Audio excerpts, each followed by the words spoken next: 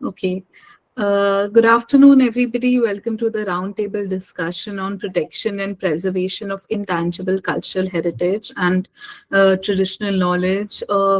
A discussion that assumes significant importance in today's world. We are very glad to have with us three illustrious panelists and our chair. I would introduce the chair first and then introduce the panelists. Uh, uh, to chair the session, we have Dr. Mohammad Bakebillah, who is an assistant professor of folklore at the social science faculty at Jatiya Kabi Kazi Nazrul Islam University in Trishul, Bangladesh, with a research focus on climate change and sustainability, climate policy, environmental folklore, humanities and anthropology, eco tourism, public and applied folklore, medical folklore, and public health and ancient medieval literature and folklore. Currently is pursuing a master's degree in the Climate Change and Sustainable Development Program under the School of Environment, Resources and Development at the Asian Institute of Technology, Thailand. He has published several books and journal articles, including Malakar Sampradaya Bong Shola Shilpa. I'm sorry if I have not pronounced it correctly. He was also the editor of the Research Journal of Folklore in 2020 and 2021. He firmly believes that public folklore, such as indigenous folk and traditional knowledge, can be an excellent solution to the environmental crisis and create a balance between development, industry, and the environment. We welcome you, sir. We are privileged to have you here with us.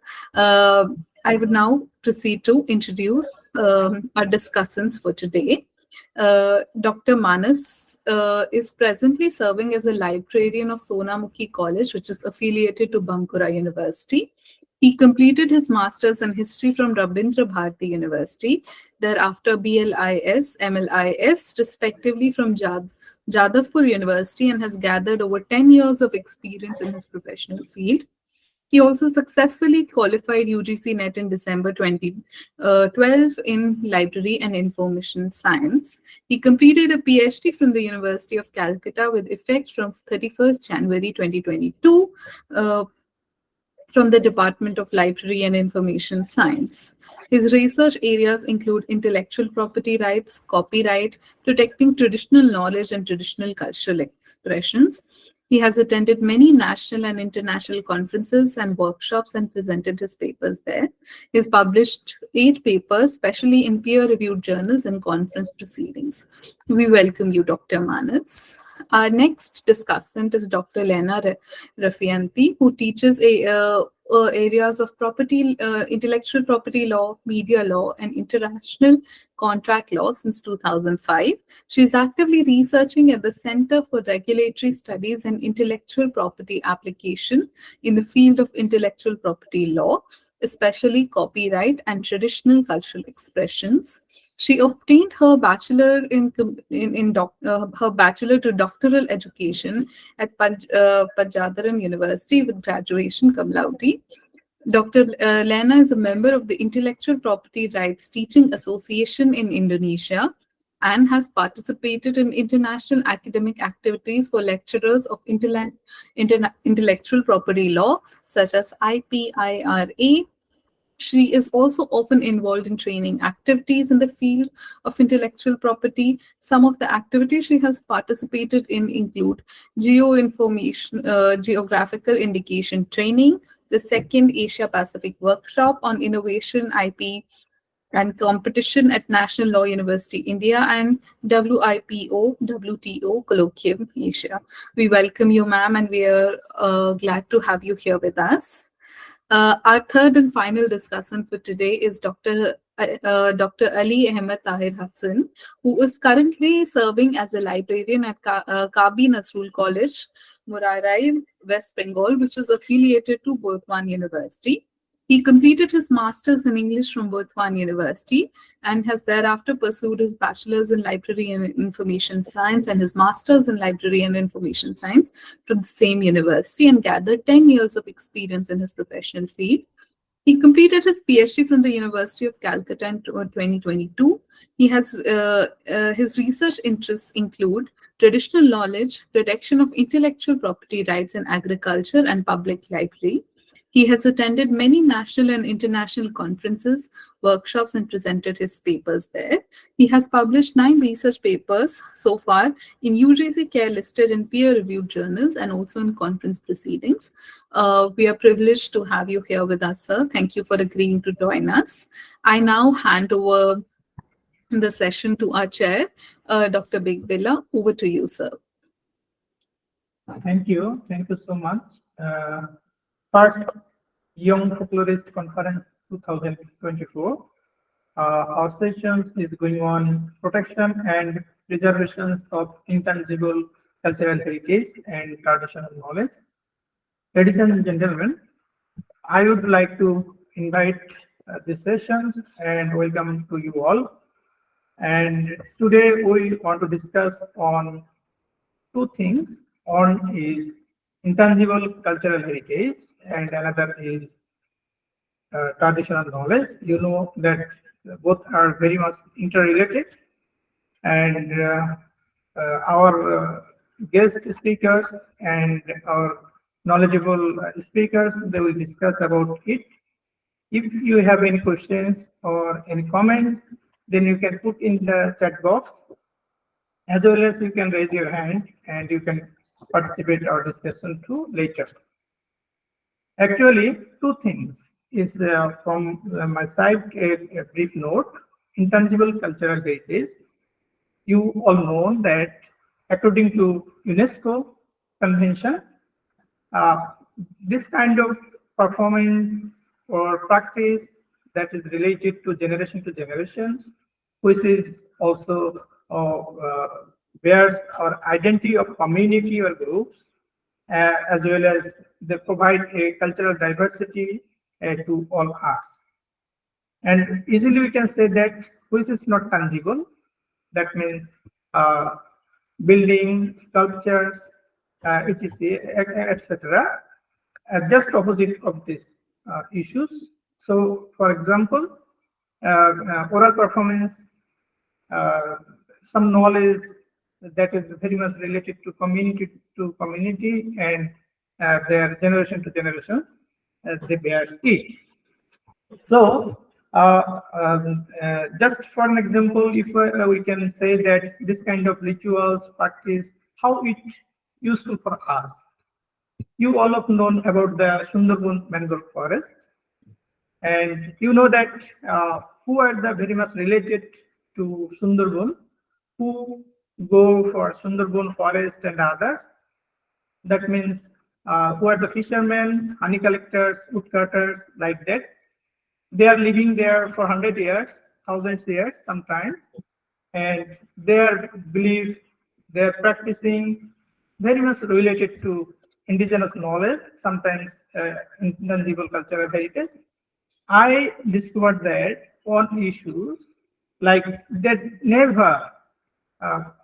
they never throw any waste to river or forest, because they believe that if I throw a waste or any issues which is not comfortable for river or forest, then the goddess Bonobibi will curse on me or us and we will destroy. So this practice is a belief, but it is very much useful for our environment, ecology, and ecosystem. So this is from my side a brief note, but now we are going for our expert opinions and discussion. Firstly, I will invite Dr. Manoj Kumar Ganguly for his knowledgeable speech. And now, chair is yours. Please, Manoj Kumar. Thank you. Thank you, Bakebillah, sir. Am I audible? Oh, okay. So first of all, just share my slide.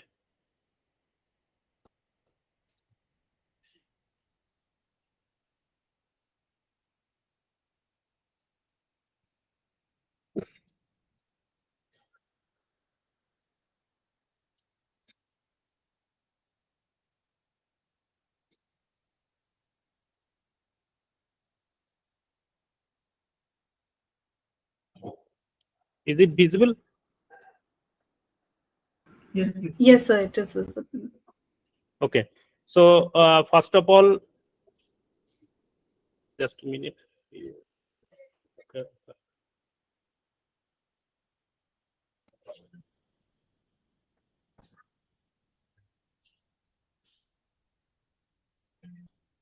Okay, now full screen. Yes, sir. So first of all, thank you to all organizers, and thank you Bakebillah sir and all the CFSR team to organize such a young folklorist conference about the protection and preservation issues. And nowadays the issues is very challenging, and in the folklore, traditional cultures, and traditional cultural expressions are very effective nowadays. And in that case, the first international folklorist conference, and first of all, thanks once again, thanks to the organizer for such an opportunity in the first international folklorist conference. And it's my pleasure to introduce myself. I am Manus Kumar Ganguly, librarian, Sonamukhi College, affiliated to Bankura University. And before start my presentations in the roundtable session, thanks to other resource person, Dr. Laina Rafianti, Center of Regulation Application Studies, and Dr. Ali Ahmed Taher Hassan, librarian, Kabi Nazrul College.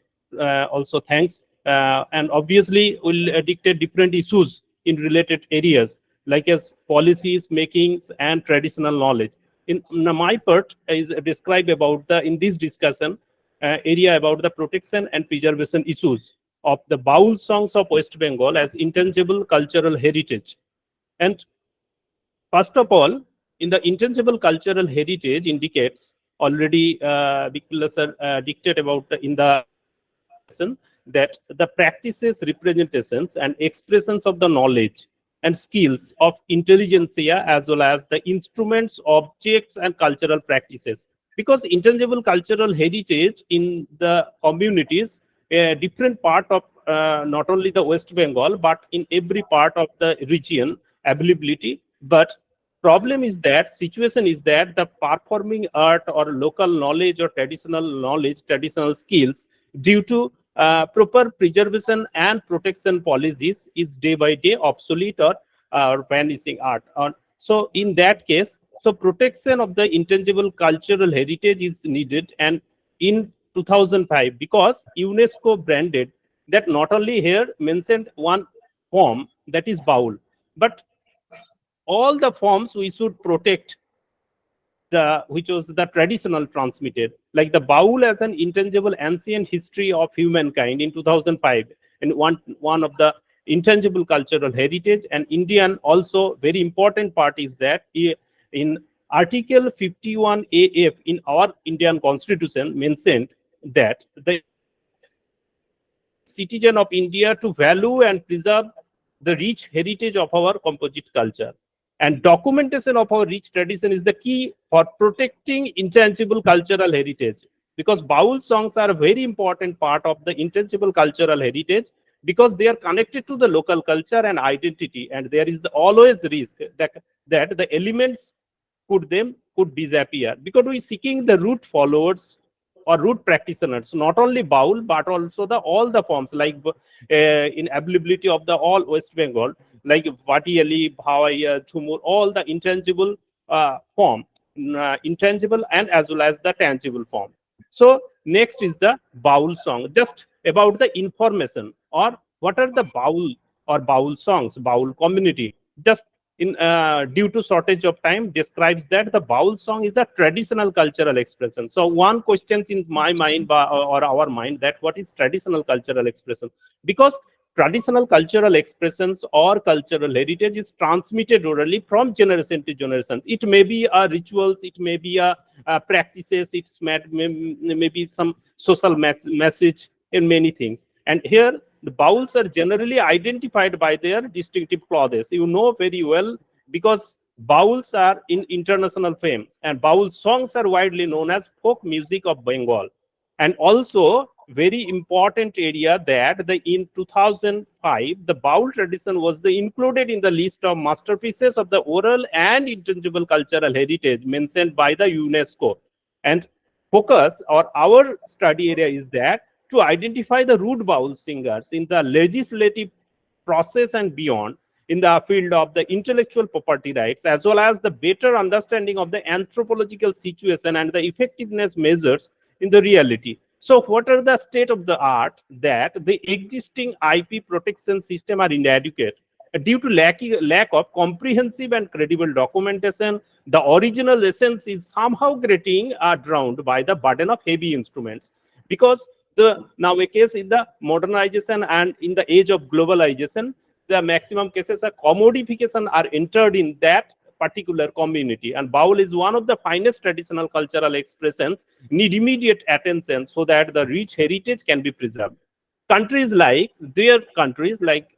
Philippines, Panama, Indonesia, Bolivia, Australia, many countries are different types of sui generis system for protection issues, their traditional cultural expression. And though Indian Copyright Act 1957 can protect IPR of TCs some extent, because we know very well the copyright describes the authorship, copyright describes the ownership. But in our case, if I protect the baul songs, problem is that the community creations, and if few cases are authorship as mentioned, but maximum cases anonymous, because authors are not identified, and all our songs, all our lyrics, all our composed are availability in our society.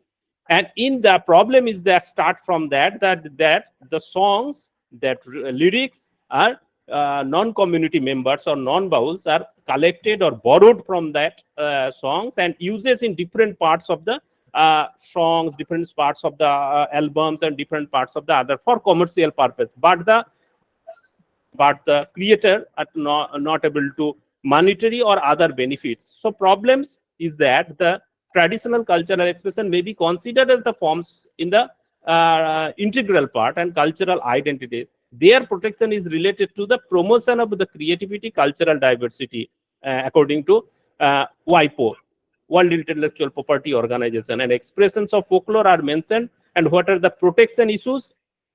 Why traditional cultural expression like baul song need IPR protection? Because protection is the development, maintenance, and dissemination of our heritage, and purpose because living cultural heritage of the nations of the disseminate and explorations. And what are the objectives? The whole study about the specific objectives or studies are to identify the suitable existing forms of IPR to protect baul, to identify the scope in the national as well as international framework, and suggest a new form of IP tools. Because due to shortage of time, just skip and focus on the important areas. And scanning literatures. Once during the field work and different study the literatures mentioned that the expressions of folklore, a majority of cases, according to Folklore, that the public domain, authors are unknown. And another important part, mentioned that Bhatma, that preservation and promotion of their folklore and heritage are perspective of IPR, and commodification are entered. And another thing is the sui generis. Sui generis means of its own kind, or requirement of the nations. As per requirement, the created sui generis system to establish the norms and rules protection. In June 2000, Panama has passed the sui generis law, and the various issues not described have undergone noticeable modification and composition. Non-baul are composing their tunes and music from the baul songs. They are not very much interested in writing the bauls in their traditional format. And digital database in the traditional, not only the organize the traditional cultures, because various, according to Parvati Baul, renowned baul singer, performed and teacher, as well as the founder member of extracurricular community that brings together sadhakas. Baul is the oral tradition, but there is a need to document it now. In September 2008, WIPO also described Library of Congress and the documentary studies. Duke University launched the pilot training program. What is the planning for the cultural documentation for the benefit of the society? And if it transmitted orally, then it is protected local communities, museum, libraries, or archives through. And the data collection through different methods like the snowball sampling strategy, and few the pattern recognition tools uses for the machine readable, and as well as the based on the observations from the experts' point of view or root practitioners' point of view, and then finally some recommendations or policies. And intellectual property rights can play a key role. Here, the umbrella describes that to protect your creativity, and copyright and related right or geographical indication, application of origin, trademarks, and many access and benefit sharings, all are benefited to the cultural society, especially for the bowls and many forms. So if we protect, if we preserve through the IP models, then can play a key role for the misappropriation, misuse, and all the many things like the and to benefit from the access or designing the benefit sharing out of its utilizations. And here are the problem is that the commercial exploitations and maximum bowl performer, traditional bowl instrument uses, but once the commodifications are entered, then the recording studio and many performed in the different areas with the bowl instruments, the bowl song, through the modern instruments. It's a contradictory, but problem is that the originality or root essence of the bowl song is somehow getting drowned for the heavy instrument. So need to protect the traditional instrument as well as to preserve the instrument, and along with the lyrics, songs, through the documentation, through the protection mechanism, or through the policy frameworks for the benefits of the custodians, benefits of the root custodians, and some different folk custodians with the performer as well as the root practitioners, and communicated and then identified the situation and what are the problems. And then bowl songs fails to satisfy the requirements for the copyright protection, because already discussed that the copyright is the identifiable authorship, but in the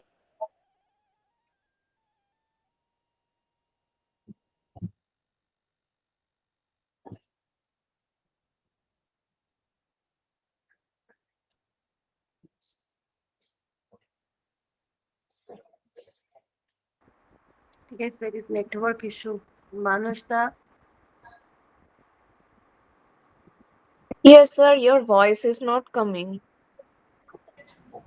Perhaps you can switch off your video. That might help with the bandwidth. I guess there is a power cut issue. Suddenly, Okay. let us wait for 2 minutes. We can join. Yeah. Actually, we are almost out of time as well. Just 1 more minute left, and then we'd have to move forward with the next presentation. Manasa, are you here? I think he is not available. Oh no. Yeah. All right. So, Are you hearing, Dr. Mani? yes, sir.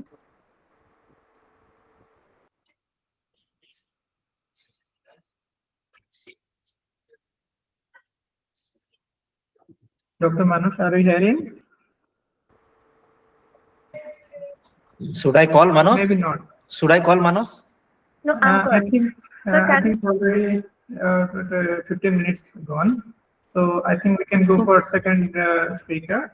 Then we can also make a floor for him. due to some some problems, and Yes. yeah, Please go for. okay. Okay, so just I not able to just in sort out about the overall scenario, that the protection mechanism is very essential in recent situations, and obviously handed over to other resource person about the let's discuss about the already the policy and how much we will the protection. And in present situation is very fine the folklore and in this situation is very essential nowadays, because but unfortunately we not able to, because in the traditional performance, traditional cultural expression get different services protection unfortunately able to collect fine. So thank you once again and thank and hand it over to Chair Universitas. That if any questions, communicate. Thank you. Thank you, Dr. Manoj. I will come back later. I think I have a problem in internet. Thank you again for your insightful speech. Now we are going for our second speaker, Dr. Laina Rafianti. Please go now. The chair is for you.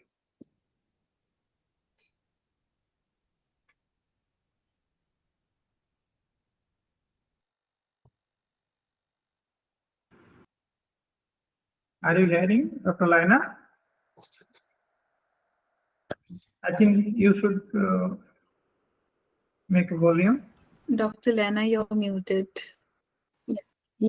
I'm trying to presenting my Now presentation. it's Okay. Yeah. Okay. Perfect.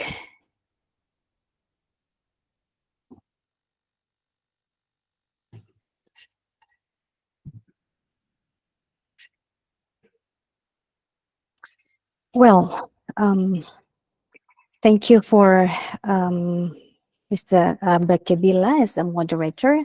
Bismillahirrahmanirrahim. Stephen R. Covey said that strength lies in differences, not in similarities. Today, I will talk about the richness of our culture for the future nation's strength. I'm Laina, a researcher and lecturer at the Intellectual Property Center of Regulation and Application Studies, Department of Laws on IT and IP, Faculty of Law, Universitas Padjadjaran.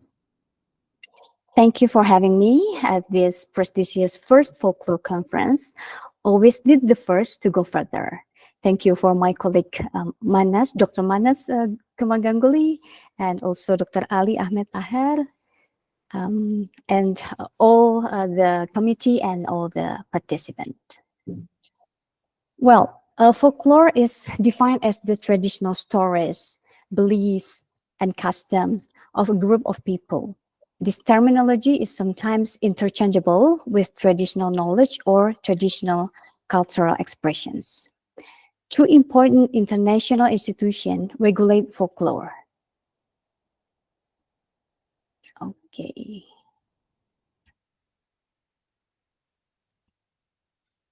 How to go to next?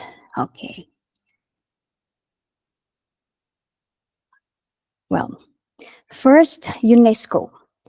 On 17 October 2003, the UNESCO General Conference adopted the Convention for the Safeguarding of the Intangible Cultural Heritage. This convention entered into force in 2006 after 30 instruments were ratified by UNESCO member states. The purpose of this convention are first to safeguard the intangible cultural heritage, and second one is to ensure respect for the intangible cultural heritage of the communities, groups, and individuals concerned. Third, to raise awareness at the local, national, and international levels of the importance of the intangible cultural heritage and of ensuring mutual appreciation thereof. And the last one, to provide international cooperation and assistance. Categorization of intangible cultural heritage are: the first one is list of intangible cultural heritage in need of urgent safeguarding. This is composed of intangible heritage elements that concern communities and state parties consider require urgent measures to keep them alive. Inscriptions on the list help to mobilize international cooperation and assistance for stakeholders to undertake appropriate safeguarding measures. The second form is representative list of the intangible cultural heritage of humanity. This is made up of those intangible heritage elements that help demonstrate the diversity of this heritage and raise awareness about its importance. And the third form is Register of Good Safeguarding Practices. It contains programs, projects, and activities that best reflect the principle and the objectives of the conventions. And there are also 5 domains of intangible cultural heritage. First, oral tradition and expressions, including language as a vehicle of the intangible cultural heritage, then performing arts, and then social practices, rituals, and festive events. Next one is knowledge and practices concerning nature and the universe. And the last one is traditional craftsmanship. For instance, in Indonesia has inscribed 13 intangible cultural heritage since 2008 until the last year, 2023. Those intangible cultural heritage are Indonesian keris, wayang puppet theater, Indonesian batik, education and training in Indonesian batik, Indonesian angklung, saman dance, noken, bag handcraft of people of Papua, 3 genres of traditional dance in Bali, pinisi, art of boat building in South Sulawesi, tradition of Pencaksilat, one of self-defense, pantun, one of oral tradition, gamelan, musical instruments, and jamu, a healthy drink for wellness culture. In Indonesia, the inscription of the National Intangible Cultural Heritage belongs to the Ministry of Education, Culture, Research, and Technology. These things is following the mandate of Law Number 5 of 2017 concerning the promotion of culture. Cultural promotion is an effort to increase cultural resilience and the contribution of Indonesian culture amid world civilization through 4 steps. Those are protection, development, utilization, and cultural developments. The other institution, well, this one. The other institution concerned about folklore is the WIPO, World Intellectual Property Organization. Since 2001, discussion on intellectual property and genetic resources, traditional knowledge, and folklore have been held, and until today, they have reached the 49th session. Unlike UNESCO, this international organization views folklore as the prior art of derivative works that deserve to be protected as copyrighted works. Well, this is the example of intangible cultural heritage under UNESCO, and this is still under UNESCO, but the implementation in Indonesia.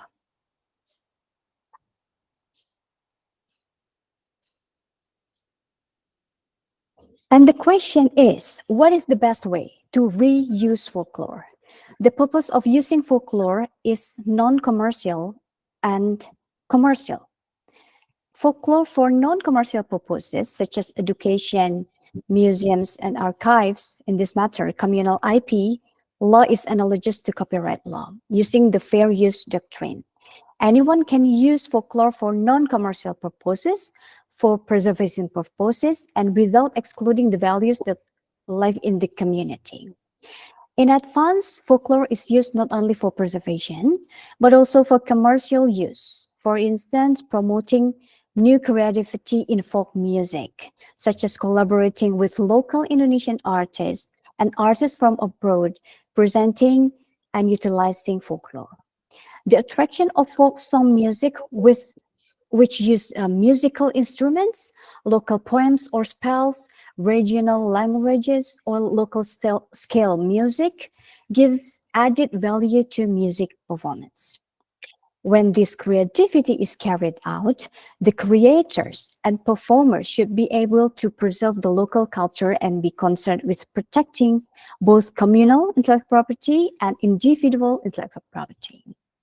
In Indonesia, as you may see on screen, folklore is regulated under the copyright law.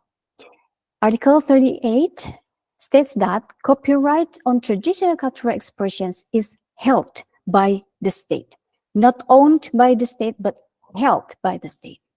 And the second paragraph said that the states shall inventory, maintain, and preserve traditional cultural expressions as referred to in the previous paragraph. And the third paragraph said that the use of traditional cultural expressions as referred to in paragraph 1 must consider the values that live in local community. And the last paragraph said further provision on the rights held by the state on traditional cultural expressions as referred to in paragraph 1 is regulated by government. And lastly, in 2023, through government regulation number 56 of 2023 concerning communal intellectual property, traditional cultural expressions are regulated particularly. Traditional cultural expressions is only one of 5 branches of communal intellectual property. Those are genetic resources, traditional knowledge, traditional cultural expressions, indication of source, and potential geographical indications. The derivative works of folklore is also regulated in copyright law in Indonesia. Creation of protected includes work in these fields of science, art, and literature, including translation, adaptation, arrangement, transformation, or modification of traditional cultural expressions. And the other regulation, the other clause regulate the derivative works is compilation of traditional cultural expressions during the compilation of an original work is protected by copyright. From the perspective of communal intellectual property, remuneration is not only monetary benefit. We go to the next slide. Yeah. Recognition is not only a monetary benefit for local community. Alternative profit could be the involvement of the local community, empowering the ecosystem, such as the development of infrastructure, schools, museums, and so on and so forth, and keeping the sustainability of the folklore stuff. And the larger the dissemination of culture, the bigger the impact on cultural diplomacy, and the better for benefit for local community. In this condition, awareness of consent between those parties made by the community and the beneficiaries are important. And finally, it is hoped that the community will get the profit sharing system for folklore-based copyright works. A particular collecting society for folklore is needed to protect the local community. I believe this is the end of my presentation. I give it back to the moderator. Thanks. Thank you so much, Laina, for your insightful presentations. Actually, your presentation from we know that a lot of issues which is much related to Indonesia, but I think that this kind of issues and policies and are very useful for our continent also. So we can go for our third presenter, Ali Ahmad Tahir Hassan. Please go for your presentation.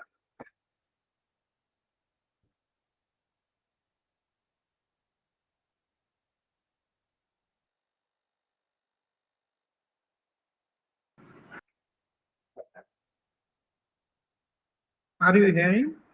Ali Ahmad Please Tahir? unmute yourself. Unmute your microphone.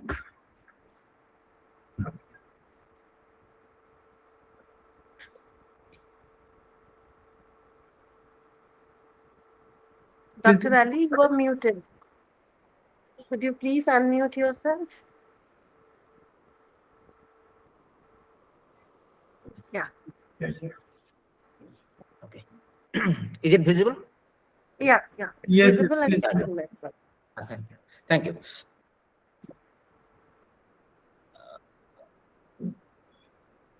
So first of all, I would like to thank everyone, thank the organizer for inviting me for this platform for such a discussion. My two colleagues, two panelists, Dr. Laina and Manos, has highlighted the issues regarding traditional knowledge and ICI, that is intangible cultural heritage. Manos particularly highlighted on his research topic, protection of baul songs. But though my research was documentation of indigenous knowledge of paddy cultivation in Murshidabad district, I will not highlight this my research topic, but I will discuss a general topic of problem of protection of intangible cultural heritage and traditional knowledge. Okay.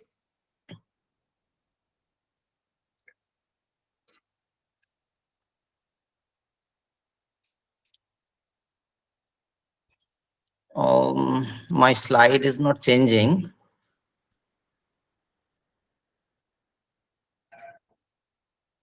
Hello. Yeah, sir. My slide is not changing. Also, Could you go for the slideshow or do I help you out, sir? I have sent you the. I have it. So You please please play the. stop share. Please.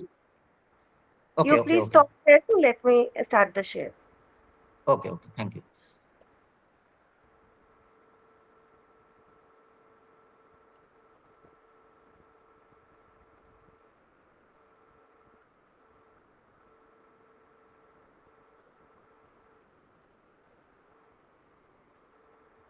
Can you see my screen?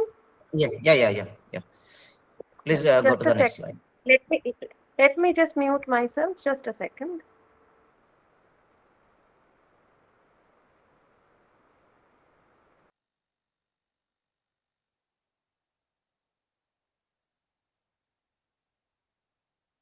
Okay, thank you. Please go to the next slide. Okay. My agenda of discussion is what are the challenges in the protection of traditional knowledge and intangible cultural heritage, and what are the proposed solutions, and what efforts has India made so far for the protection of intangible cultural heritage and traditional knowledge. Okay, please next slide. Next. Okay. So before I discuss the issues, I shall discuss why ICH and TK are valuable for a community. ICH and TK, that is, are the identification of a community. They often take pride. They often, rather I say, they take pride of their culture and traditional knowledge. So these are valuable to them. These the traditional knowledge they belong, they have, are valuable to them, and their cultural heritage and their traditional knowledge maintain the diversity in the society, cultural diversity in the society. India has so much land of diversity. India is a land of diversity, so much community, so much languages. Everyone has their unique culture and culture. So there is a cultural diversity, and traditional knowledge particularly plays important role in sustainable development. And next, and traditional knowledge have potential economic value. Let me cite two important fact why traditional knowledge is so important, or why traditional knowledge is so much valuable. First,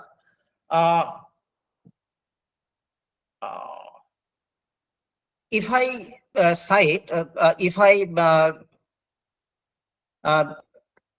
give example of pharmaceutical companies, pharmaceutical companies require natural compounds for their production. In fact, a third of the products that comprise the $200 billion plus prescription drug industry. Okay, and all the compounds they need are receiving from plant-based materials, and they are collecting them from the indigenous communities. And when these materials, these raw materials are derived from the communities with their traditional knowledge, they are very much effective, rather than without the traditional knowledge. And pharmaceutical companies incurring huge profit from this traditional knowledge.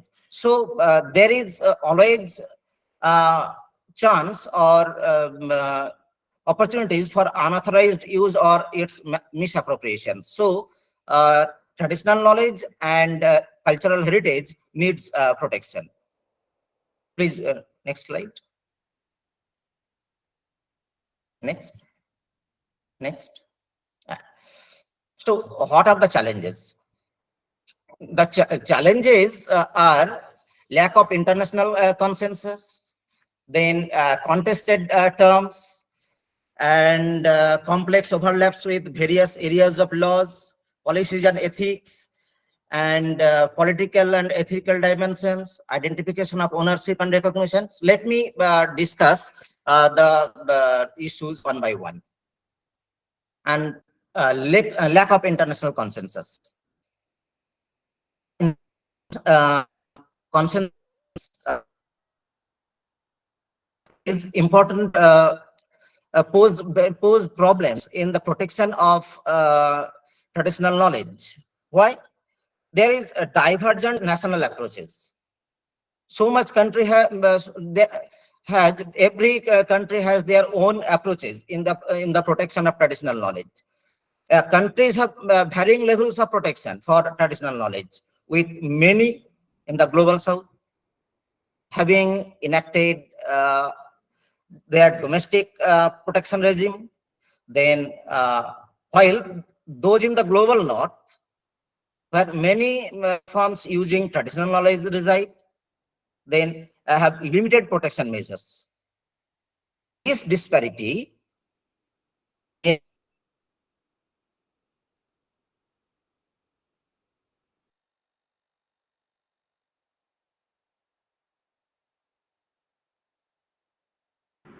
Maybe internet problem.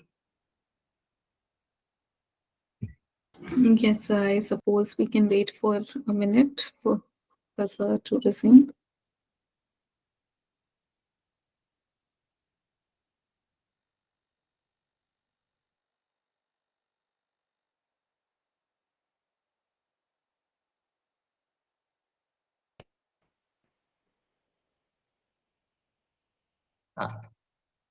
am I audible?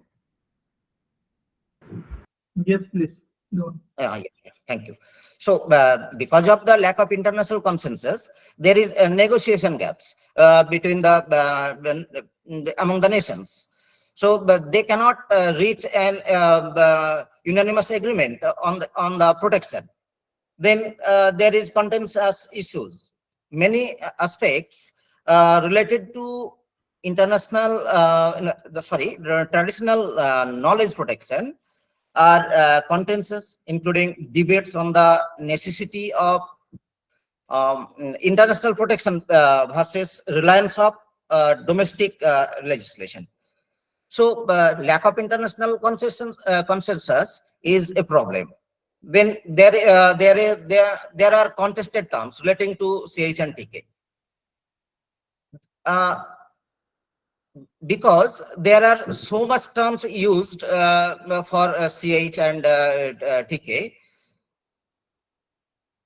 there is a problem to reach an unanimous agreement or unanimous law for the protection. So because there might arise interpretation discrepancies and legal ambiguity. So this is also a problem. And then complex overlaps with various areas of law, policies and ethics. Okay, so due to these complex overlaps, there are legal complexity and policy divergence, and ethical considerations, and regulatory gaps. So these are also challenges for the protection. And there is also identification of ownership and recognition. Manos has already highlighted this issue because traditional knowledge and intent ICH is not the property of any individual. They have these are of the community. So we cannot give ownership to any individual. Okay, so this is also a problem. Please, next slide.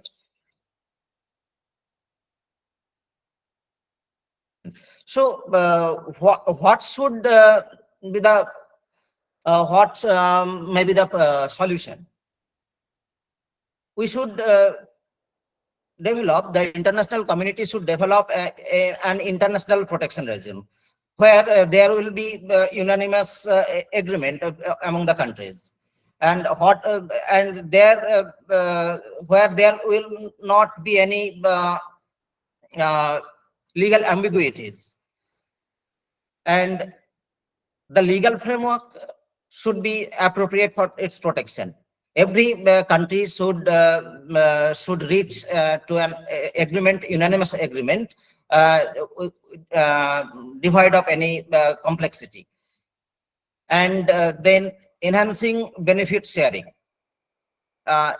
This is a big problem. Traditional knowledge community often are robbed of their knowledge, traditional knowledge, by pharmaceutical companies and corporates. They in the name of bioprospecting, they rob of their knowledge, incur huge profit, and give very less amount of profit in return. So without proper benefit sharing, there should be no reliable or valid solution. And then customized protection, or we may say a sui generis protection. Okay, so what should be the customized protection? Every nation, depending on their local need, may formulate a protection measure for the protection of their community's knowledge. And then protection of information justice, that is information justice, that is equitable access of information. Every community, every indigenous community should have equitable information, access of information. And if there is equitable information, access of information, it may help protect the traditional knowledge.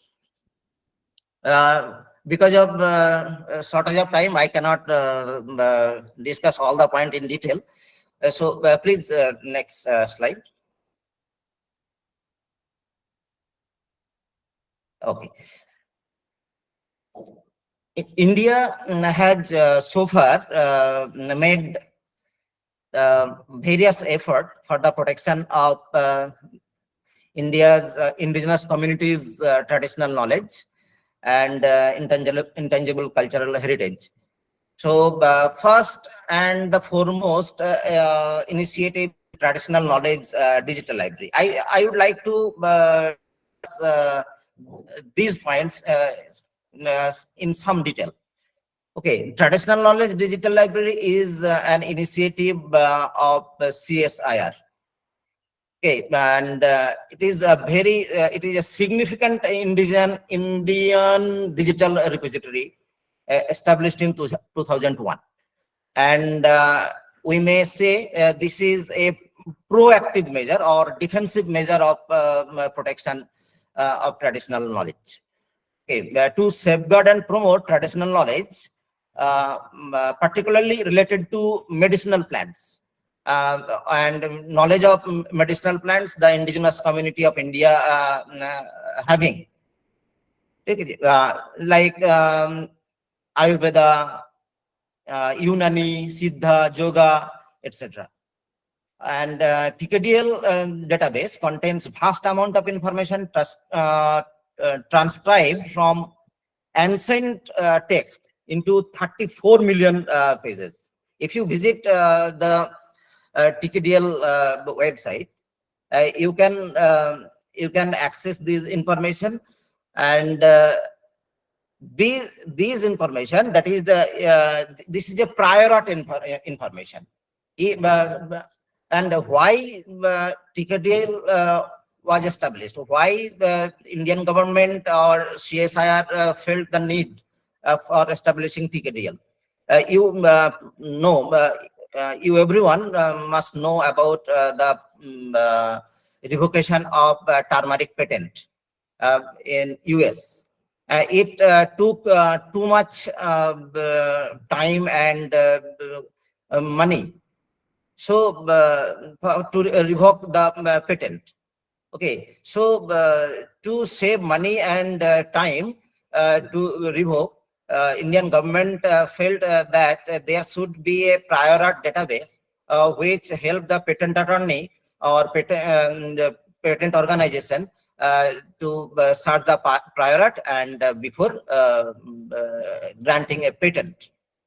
Okay, then National Biological Diversity Act. The National Biological Diversity Act was enacted in 2002 in India. Okay, this also aimed at safeguarding biological diversity, promote sustainable use of biological resources, and ensure sharing of benefits derived from these resources. Okay, and the act is aligned or in commensurate with the United Nations Convention on Biological Diversity. Okay, which regulates the commercial use of India's biological resources. And then Protection of Plant Varieties and Farmers' Rights Act. This is also. So we request you to conclude in 2 minutes so we can have the chair's remarks and a discussion afterwards. Okay. So I will not discuss all in the details, but just go to the previous slide, please. Previous slide, please. I would like to particularly cite people's biodiversity registers. If you go to the block development offices and inquire about people's biodiversity register, you will find the actual fact.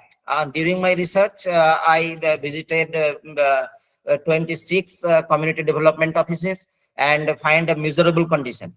There are registers, there are members, but actually no work is being done. Okay, this is a problem. India has taken measures, but at the local level, due to work pressure, administrative pressure, this issue is very neglected. And this here is the duty we can perform. Please, next slide.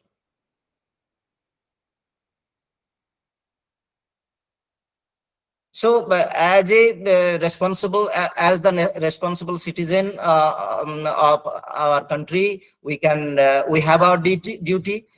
We should support and participate. We should make people aware and educate them about our traditional knowledge, and we can at the individual level we can document the knowledge and contribute it to the biodiversity registers, or I cited honeybee network. You can also send your knowledge to Honeybee Network. They document it, and you should respect and recognize the knowledge of indigenous people. And collaborate with the government initiatives and different NGO organizations. Then we can protect and preserve our traditional knowledge. And thank you. Thank you, Dr. Alifmad, for your detailed discussions, where you included many issues. If we can say, especially your solutions and some conditions. You have already mentioned that there are not much good conditions for preservations in India also. It's almost like in Bangladesh also. Actually, we are very much not care about our folk people, our indigenous people, or our local people. Mostly we are depend on our profit, our business, our issues, and our personal, individual, or political issues. We are very much concerned, not much concerned to our folk people or related to stakeholders. So thank you again, Dr. Ali Ahmad. We can go further for your question sessions and question and answer sessions. I think our audience participants can also join in here. But just I can give some remarks for all the participants as well as our speakers too. Actually, first thing is that when two stakeholders are different, who are the academician or researchers and versus politicians or policymakers or lawmakers. Policymakers and lawmakers as well as politicians are also always they try to save their issues like this copyright protections law is helpful for his country or his geographical conditions. But when we will be taught by like a speaker as a academician or as a teacher or as a professor, at that time we should consider all the holistic issues. For example, if we mention one issue or two issues like baul songs from where they started, or which countries now is belonging, we should need to consider. Already Dr. Manoj mentioned that, and you also mentioned that a big problem is that this is not an individual property. It's a community property. It's a group property. And not only group property, sometimes it occurs, it started from a people or a group of people, then it spread a lot of issues, a lot of branches and other issues. So at that time, how you can make a copyright for them? Not only that, sometimes it make a bigger change. This is another big character is that if you consider any folk song or knowledge of make a study like issues, then you will be saw that all are different in the terms of geographical issues, in the terms of political issues. Sometimes it's related to other background and other contexts. So it's a very difficult issue. But my proposal is that always we talk about copyright, intellectual property like that. Is it useful for our folk people? They are benefited from our laws. They are saving any issues from these laws. Actually, if we saw in the field level, our folk people, our indigenous people, our local holders, they are very much vulnerable. They are not much benefited from our policy. They are not much benefited from our political issues or like that. So who are the benefited? Mostly businessmen are the benefited. This is another argument, but I'm just focusing on that. We should very much care about our folk people, who are the holders of our knowledge, who are the practitioners, and as well as very much related to the knowledge or another issues. So it's my insight, and I can give an example regarding this issue. Recently, a big debate is going on. about Tangail study. You know all about it. Which is, you know that Tangail is a geographically in Bangladesh. Those people are living in Bangladesh until now, and they are practicing generation to generation, thousands of years.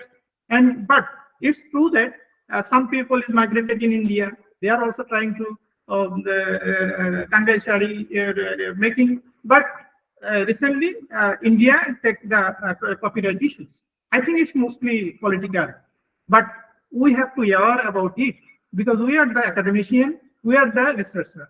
So it is always not a easy way to go.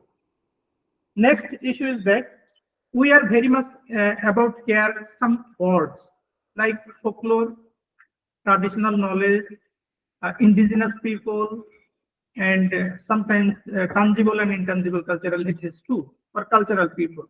Actually, these are several phenomena, sometimes have connections, but sometimes have a very much different on them. So it's also need to be considered for us when we will be used for its research or reference or any other issues which is very much related to the research or documentation. So at that time, we can use frequently when we talk, but when you will be right, that will be very much care about it. Next issue, just mention one issue that policy, laws, all will be would be helpful for our folk people. This should be raise our voice that it is not mandatory where he living in Bangladesh or Pakistan or India or Indonesia. It is not a majority. Actually, we need to care about our folk people. We need to care about our indigenous people. Which boundaries they are living, that is not a mandatory issue. Okay, thank you for my remarks now. And now I want to go for our Dr. Manos. Are you hearing me? Dr. Manos, are you available in here? Yes. I think. Am I audible? Yes, you are audible. Just like questions for you. You already mentioned escapes on Indian IP and TK practitioners, policy and issues. Do you think that this is good for this time, or it is enough to protect our traditional knowledge or cultural heritage? Or you can brief on it, or can give an example for it some extent? Thanks. Yeah, yes. Regarding protection mechanisms is essential. This sound is okay. It's okay. Good. Okay. So problem is that in present situation, once experimented through the computational and human understanding approach, here what was the tool used during the investigations that in our IP or intellectual property rights through the trademark rule, trademark rule 2017, one of the major tools is the sound mark. So because in the trademark rules, different types of geographical indications and different types of trademark or companies trademarks or some musical tunes are availability. But during the in the baul songs or bauls, or not only the bauls but other forms of songs need some mark to identify or to protect. This is the one example mechanism, and I have experimented through the MATLAB signal processing tool and entered into the baul song for the frequency level or high and low level frequency, and based on that create a mechanism. Sorry to disturb you. Sorry to interrupt, Manush sir. Manush sir, sorry to interrupt you. Could you please switch off your video so that we can hear you properly?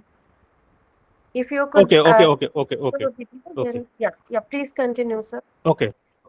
So high level and low level frequency is the means of through the MATLAB signal processing tool.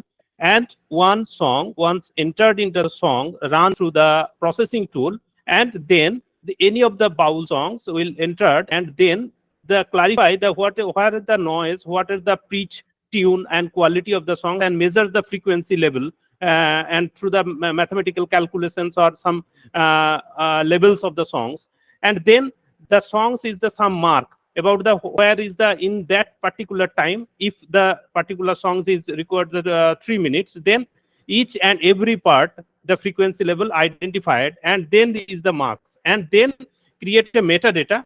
Or metadata means the one part is the songs is through the signal processing, and then the 3 parts divided into the model metadata format, that is the descriptive, ownership, and the recommendation metadata. And ownership or performing rights metadata, descriptive metadata, where the contents like the song title, release date, track number, performing artist, cover art, or main genre.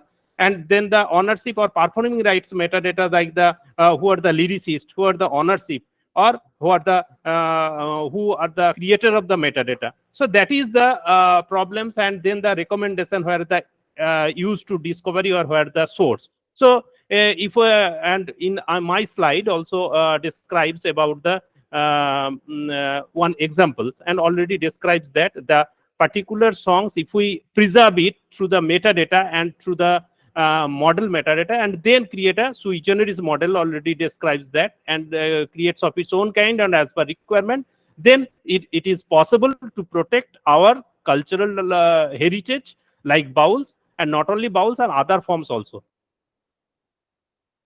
I think point is clear. I think it's okay for our participants. Thank you, Dr. Manoj. I will return to you next. Just have a quick questions for our Indonesian guest.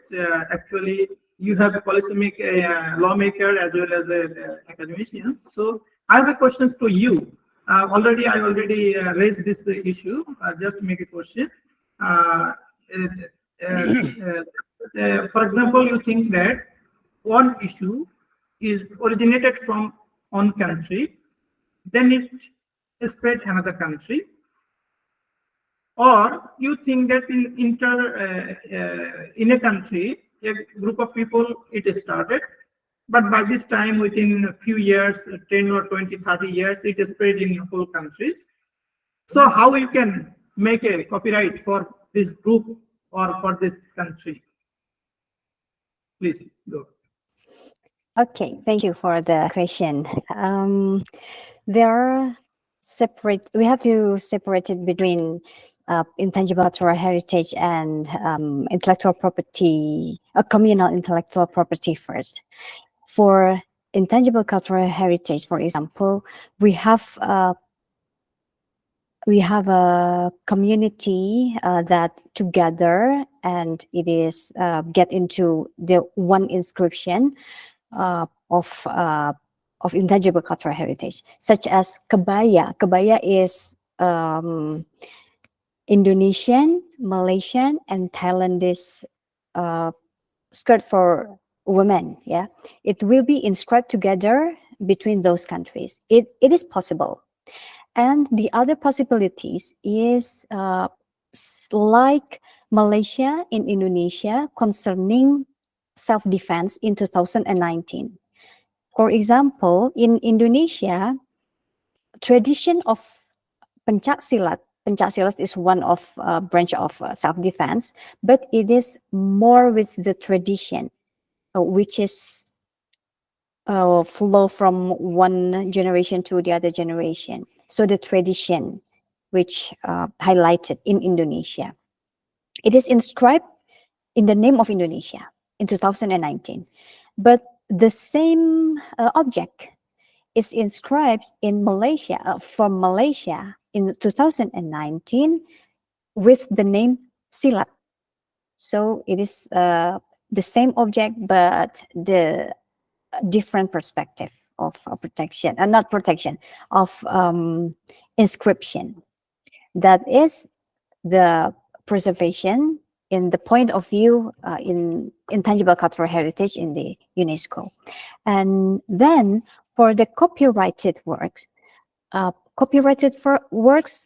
from several countries, it might be another copyrighted works which is folklore based. For example, I have example from South Sulawesi, the theater called Ila Galigo, yeah, from South Sulawesi.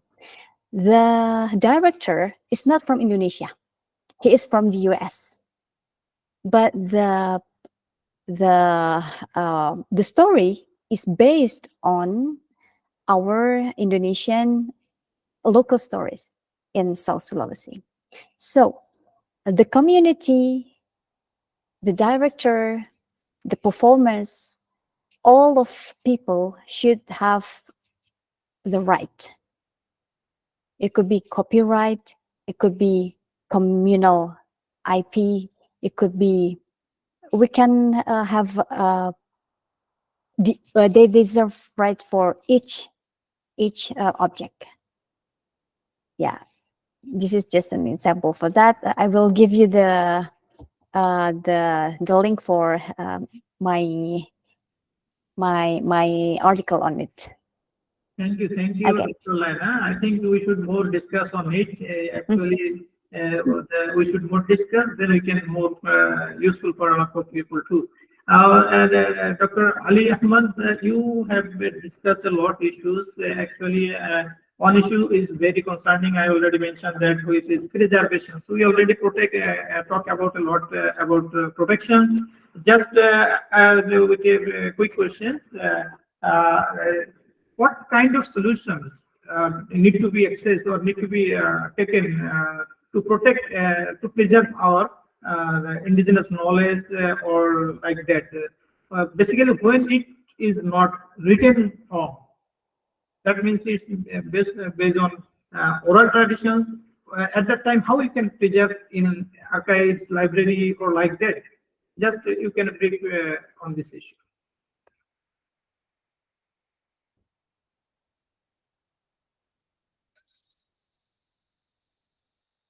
I will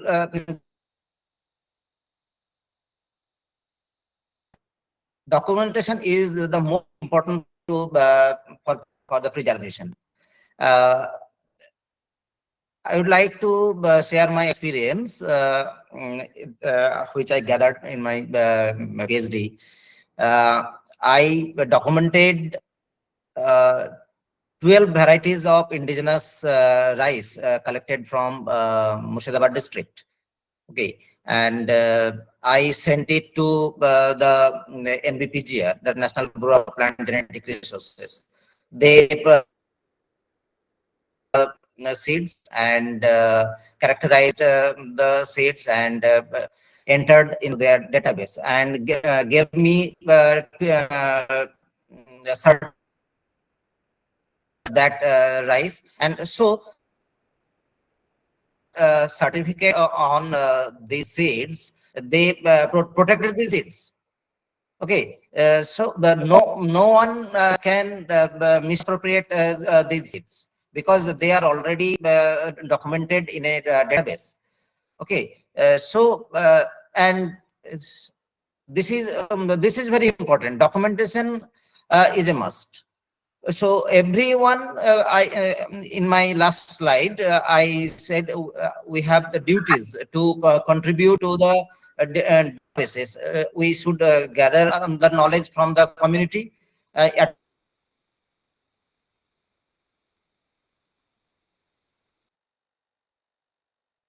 our, like Honey Network is doing great job. It is established by Dr. Ani Gupta.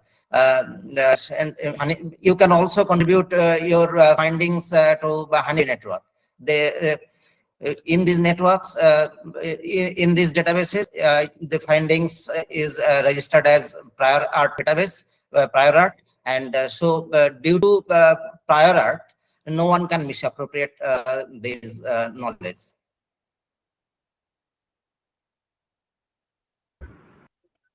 Thank you, Ali Ahmad. I think we almost near to closing. Just a few minutes ahead. Have any questions or comments on our sessions from our participant side? Please, you can raise your hand or you can unmute your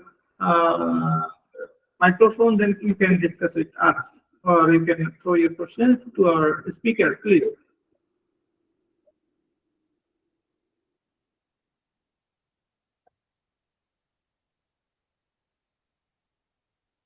No questions? No question, but I have certain comments. I'm really very thankful to all of the speakers because they have talked about so pertinent issue. But the thing is that we, being the academician, we can talk about it. But the implementation in the folk artists or implementation is very difficult nowadays. The way Dr. Laina has said, this is the perspective of all around, like all the sphere we are having the same issues that are coming, all the artists are facing the problem. So I'd like to say that the organization where we are working, and this same conference is being conducted, the Center for Folklore Studies and Research, we are trying to bridge between this academia and this folklore artist, and this intangible heritage, so that we can give our knowledge, what we acquire from the academia, and then we can circulate it to the practitioners. So I would request all the speakers and all the people who are joining in to be part of this organization or individually, whatever the way is possible. So if we can start learning the artist, so that would be probably the best thing we can do for our heritage, for our folklore.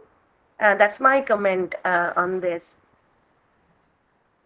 Thank you, Ritika Magar. I think we are showing on hands. Pronoy Shah, please unmute your microphone.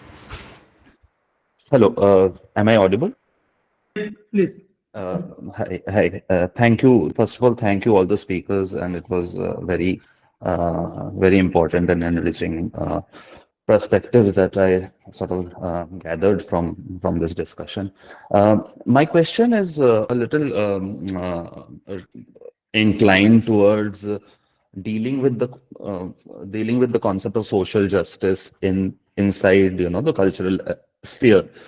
So, as in the case of India, which has been historically a caste-based and feudal society, culture has also hierarchies, right? There has been, for instance, if we see the history of classical dance in India, the forms that we see the dance today, for instance, Bharatnatyam.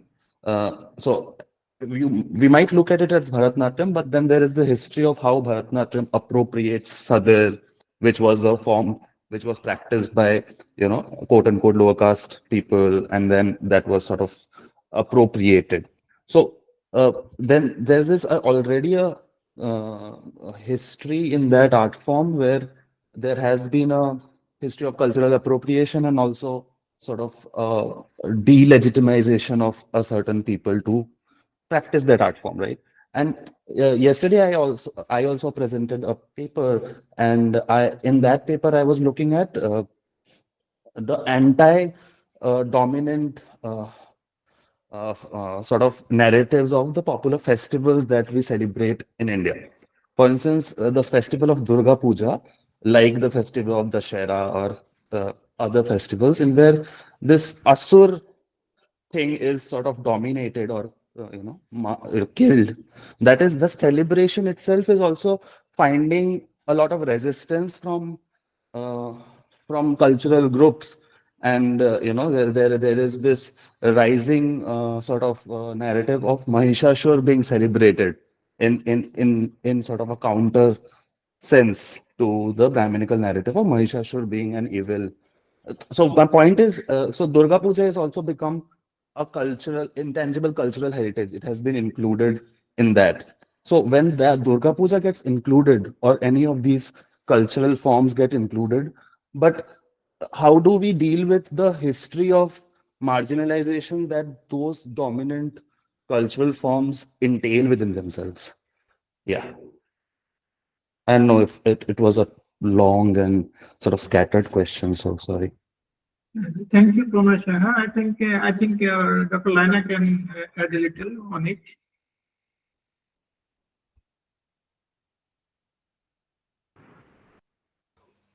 Well, I don't really understand about the Durga Puja or what kind of festival is that.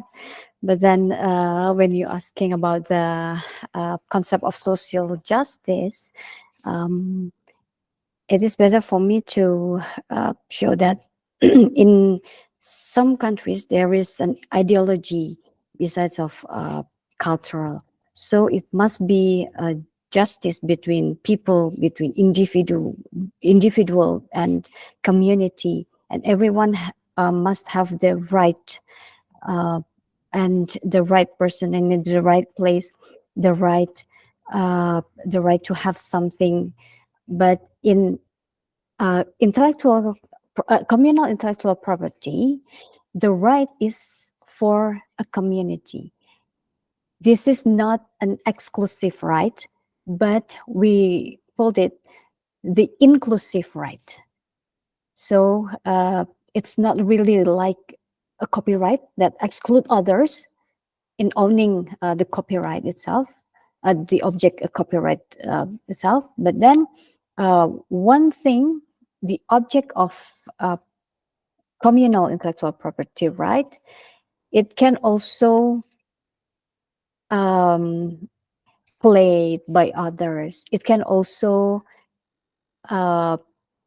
create for another derivative works by other, as long as this is not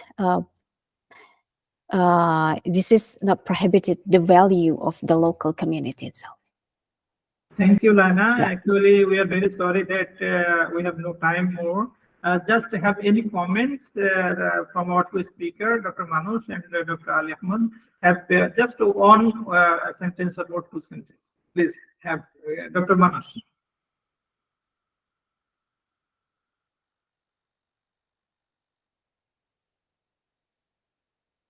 Please unmute your microphone. Dr. Manoj, please unmute your microphone. Thank you all the participants, and thank you moderator and all the organizers for such a big platform. And thank you once again to other resource person, Dr. Ali, and obviously Dr. Adam for valuable time. And obviously this issue will continue this platform and concept about such a platform to discuss around this. Thank you, Dr. Ali Ahmed.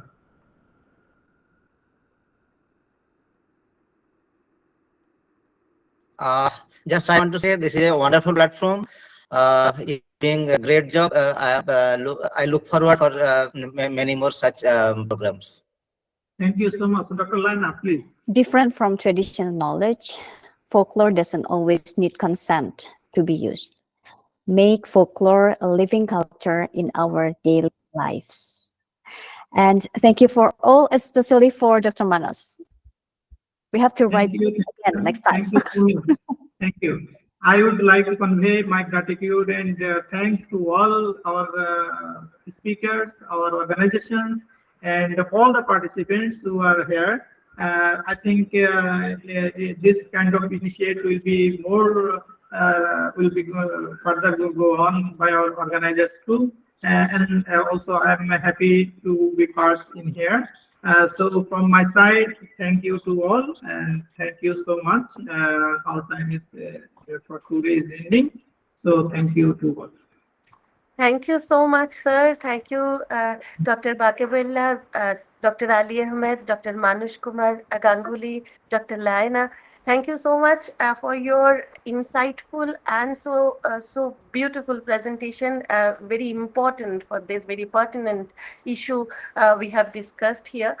We have touched upon all the most of the cultural artifacts of this country and abroad, but this issue was it's a kind of a general issue we should talk about and we should work on it. And I would really love to be part of it. And I am really glad that you people joined, and your insightful talks have actually enhanced our knowledge. Thank you. Thank you so much. Thank you for being a wonderful chair, sir, Mr. Bakebillah. The way you have given your inputs and the way you are working, I know you personally, and the way you are protecting the folkloristic culture and the way you are preserving it through your write-ups. So this is wonderful, and the speakers, they have given their knowledge from their perspective, and thank you so much. I'd also like to thank Rusha and the other volunteers who are working back end, and also my co-organizers like Meghal, Mir Mashidul Haq, and Bhumika Singh. So let us now stop this session, and then we will move forward. We have a lunch break of 1 hour, then we will be meeting at 2:30 p.m. for the next keynote address. Dr. T.A. Satyanath will be our next keynote speaker. So we'll be meeting after 2:30. I hope you will all join in that session.